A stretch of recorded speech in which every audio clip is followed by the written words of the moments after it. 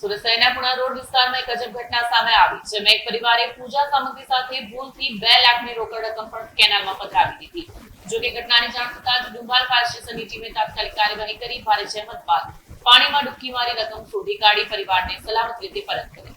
મળતી માહિતી અનુસાર પુણા ગામ રોડ ઉપર આવેલી નિજાનંદ સોસાયટીમાં રહેતા લીંબા પરિવાર દ્વારા થોડા દિવસ પહેલા ઘરમાં ધાર્મિક વિધિ અને પૂજા કરવામાં આવી હતી. પૂજા પૂર્ણ થયા બાદ તેની સામગ્રી અને ફૂલોને તેમણે કબાટની અંદર તિજોરી પાસે જ રાખી દીધા. આજે પરિવારના સભ્યોએ પૂજા પછીની સામગ્રીને એકત્ર કરી પ્લાસ્ટિકની થેલીમાં ભરી અને પુણા રોડ ઉપર અમેઝિયા ટાવર પાસે આવેલી કેનાલમાં પધરાવી દીધી. ઘરે પરત આવ્યા બાદ જ્યારે તેમણે તિજોરી તપાસી ત્યારે ખ્યાલ આવ્યો કે તિજોરીમાં રહેલી રોકડ 2 લાખ રૂપિયાની રકમ પણ ફૂલો સાથે જ થેલીમાં ચાલી ગઈ છે. જાણ થતાં જ ડુંબાલ ફાયર બ્રિગેડની ટીમ તાત્કાલિક ઘટનાસ્થળે પહોંચી. ફાયર સબ ઓફિસર સુનિલ ચૌધરીએ જણાવ્યું હતું કે ફાયર બ્રિગેડના માર્શલોએ કેનાલમાં ઉતરીને પાણીમાં ડૂબકી મારી શોધખોળ શરૂ કરી હતી. પાણીના પ્રવાહ વચ્ચે પણ ટીમે ધીરજ રાખી સર્ચ ઓપરેશન ચાલુ રાખ્યું. થોડા સમયની મહેનત બાદ તેમને 500 રૂપિયાની નોટના 4 બંડલ મળી આવ્યા, જે કુલ મળીને 2 લાખ રૂપિયા હતા. શોધી કાઢેલી આ રોકડ રકમ ફાયર બ્રિગેડની ટીમે લીંબા પરિવારને સલામત રીતે પરત આપી હતી.